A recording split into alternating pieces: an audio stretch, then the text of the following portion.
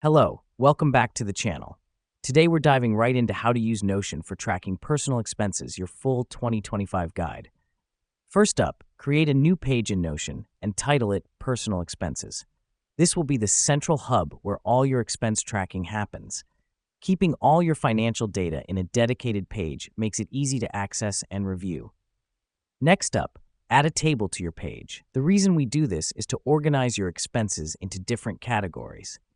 Click on the plus Add a Block button, select Table, then name it Expenses. Each row will represent an expense, while columns will represent details like date, category, amount, and notes. Now that we've done that, it's time to populate the table with your expenses.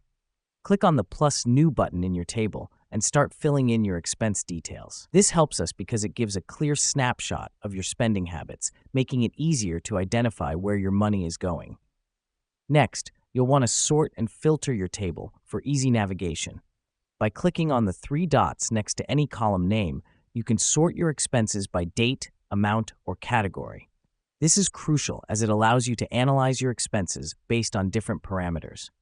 Lastly, let's take advantage of Notion's formula feature to automatically calculate total expenses. Click on plus Add a Property, then select Formula. Input Sum to get the total of your expenses. This helps because it provides real-time updates of your total expenses, making budgeting a breeze. That's it. You've now set up your personal expense tracker on Notion. It's a straightforward and efficient way to keep an eye on your spending and manage your budget effectively. Remember, the key is consistency in updating your expenses. Thanks for joining us, and until next time, happy budgeting.